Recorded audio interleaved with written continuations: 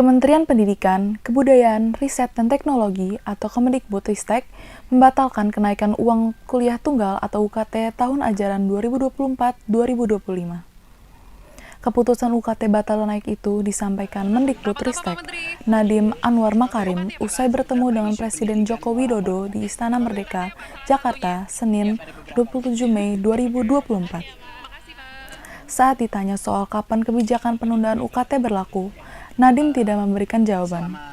Ia hanya mengatakan dalam waktu dekat pihaknya akan merevaluasi ajuan UKT dari seluruh perguruan tinggi negeri atau PTN di Indonesia. Sebelumnya, kenaikan UKT sebagai implementasi Permendikbudristek Nomor 2 Tahun 2024 tentang Standar Satuan Biaya Operasional Pendidikan Tinggi atau SSBOPT menimbulkan polemik. Pasalnya, sejumlah PTN menetapkan kenaikan UKT yang tidak wajar. Misalnya, kenaikan dari UKT golongan 4 ke golongan 5 dan seterusnya, dengan rata-rata mencapai 5-10%. Diberitakan Kompas.com, Senin 27 Mei 2024, Nadiem mengaku cukup cemas saat melihat besaran kenaikan UKT di sejumlah PTN di Indonesia. Ia banyak mendengar aspirasi dari mahasiswa, keluarga, dan masyarakat yang turut mempersoalkan kenaikan UKT yang dinilai memberatkan. Oleh karena itu, Nadiem memutuskan untuk bertemu dengan para rektor di PTN guna membahas pembatalan kenaikan UKT pada pekan lalu. Berdasarkan aspirasi yang dihimpun, Nadiem akhirnya memutuskan untuk membatalkan kenaikan UKT pada tahun ini. Ia kemudian bertemu dengan Jokowi untuk membahas berbagai hal di bidang pendidikan, salah satunya tentang UKT. Nadiem mengatakan Jokowi pun menyetujui pembatalan UKT tersebut. Atas keputusan itu, Nadiem memastikan bahwa tahun ini tidak ada mahasiswa yang akan terdampak kenaikan UKT. Ia mengatakan ke depannya, kenaikan UKT harus didasarkan dengan asas keadilan dan kewajaran. Diketahui, Standar Satuan Biaya Operasional Pendidikan Tinggi atau SSBOPT tidak pernah naik sejak 2019. Sementara itu, di tengah keputusan UKT batal naik, Nadiem mengungkap beberapa miskonsepsi terkait aturan UKT sebagaimana diatur dalam Permendikbudristek Nomor 2 Tahun 2024. Dia mengatakan sebenarnya kenaikan UKT hanya berlaku untuk mahasiswa baru. Namun, Nadiem menduga ada kemungkinan PTN keliru ketika penempatan mahasiswa dalam kelompok UKT yang tidak sesuai kemampuan ekonominya karena data yang diberikan mahasiswa tidak akurat. Selain itu, muncul dugaan bahwa ada pula segelintir PTN yang sebelumnya memiliki UKT rendah atau belum disesuaikan selama lebih dari 5 tahun.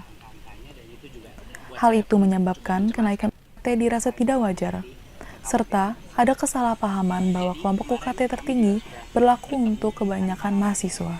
Dan kami Kemendikbudristek telah mengambil keputusan untuk membatalkan kenaikan UKT di tahun ini, dan kami akan merevaluasi semua permintaan peningkatan UKT dari PTN-PTN. Jadi untuk tahun ini tidak ada mahasiswa yang akan terdampak dengan kenaikan UKT tersebut, ya. Dan kami akan mengevaluasi satu persatu permintaan atau permohonan perguruan tinggi untuk peningkatan UKT, tapi itu pun untuk tahun berikutnya, ya. Jadi ini benar-benar suatu hal yang aspirasi kami dengarkan dari masyarakat, dan juga kami ingin memastikan bahwa kalaupun ada kenaikan UKT itu harus dengan azas keadilan dan kewajaran, dan itu yang akan kita laksanakan. Sekali lagi, terima kasih kepada seluruh unsur masyarakat, mahasiswa, para rektor dan lain yang sudah memberikan kita berbagai macam masukan. Jadi ini akan segera kita lakukan. Nah, untuk detailnya seperti apa kebijakannya akan dilakukan, nanti dari Dirjen Dikti akan menjelaskan detailnya dalam waktu cepat. Sekali lagi terima kasih untuk waktunya.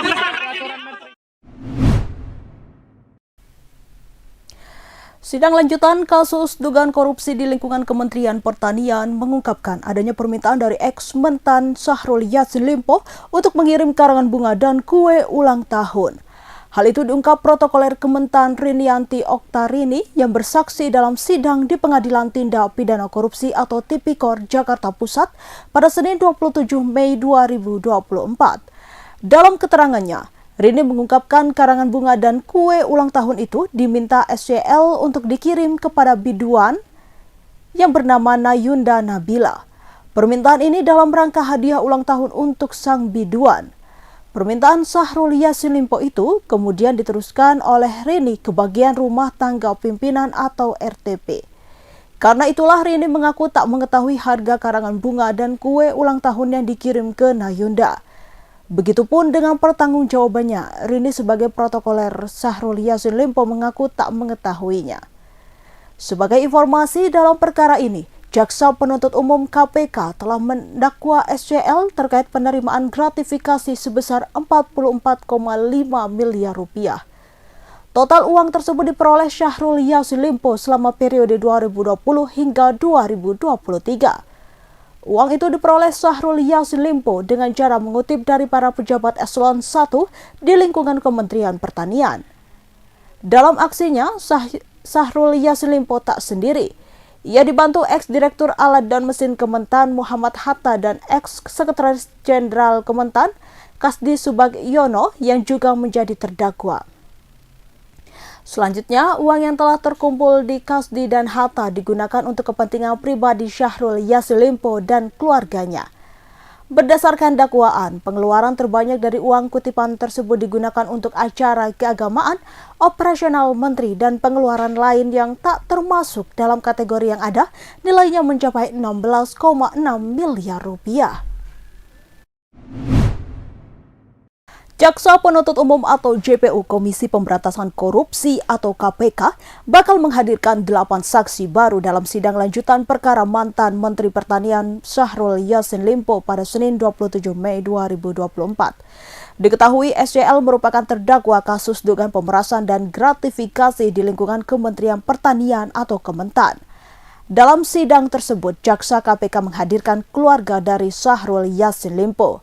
Mereka adalah istri Syahrul Yassin Limpo, Ayun Sri Harahap, dan anak Syahrul Yassin Limpo, Kemal Redindo, dan cucu Syahrul Yassin Limpo, Andi Tentri Bilang.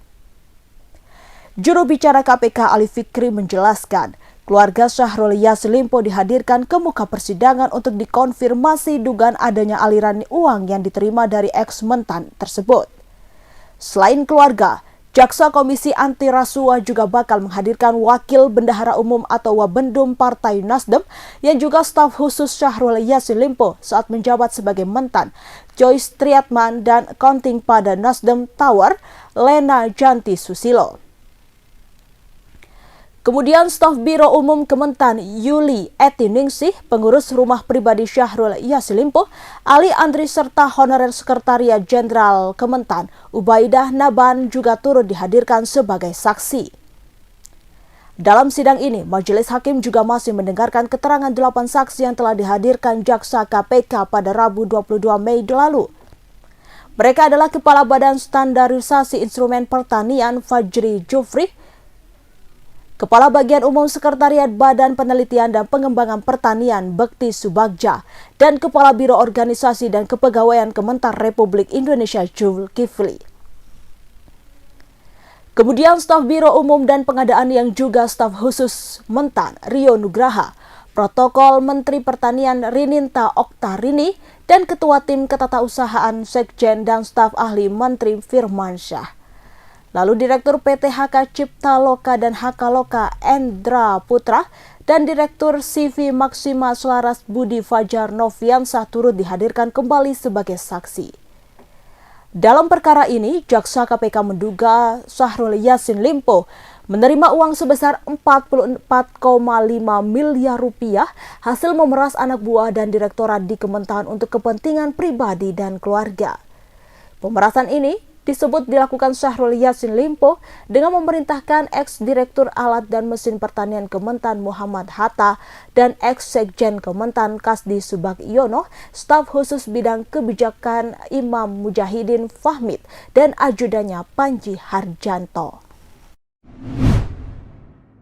Bareskrim Polri menangkap caleg DPRK Aceh Tamiang asal PKS Sofyan terkait kasus pengedaran narkoba pada Sabtu 25 Mei 2024.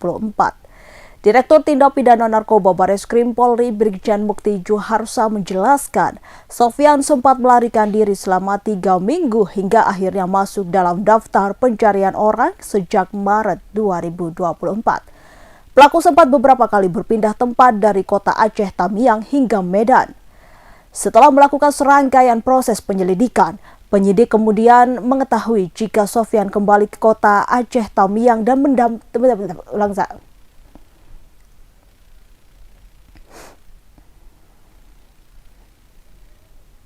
Bareskrim Polri menangkap caleg DPRK Aceh Tamiang asal PKS Sofyan terkait kasus pengedaran narkoba pada Sabtu 25 Mei 2024. Direktur Tindak Pidana Narkoba Bareskrim Polri, Brigjen Mukti Juharsa menjelaskan, Sofyan sempat melarikan diri selama 3 minggu hingga akhirnya masuk dalam daftar pencarian orang atau DPO sejak Maret 2024. Pelaku beberapa kali berpindah tempat dari kota Aceh Tamiang hingga Medan. Setelah melakukan serangkaian proses penyelidikan, penyidik mengetahui jika Sofyan kembali ke kota Aceh Tamiang dan mendatangi salah satu kedai kopi hingga berbelanja pakaian di salah satu toko.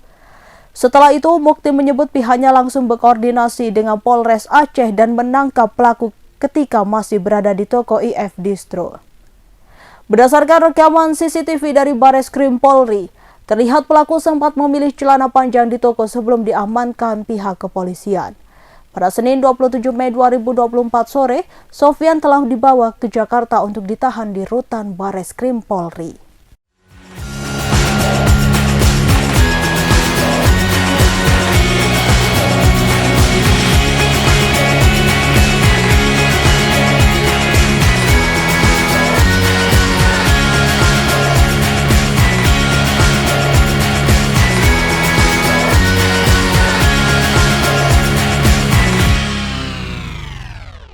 Download Tribun X sekarang, menghadirkan lokal menjadi Indonesia.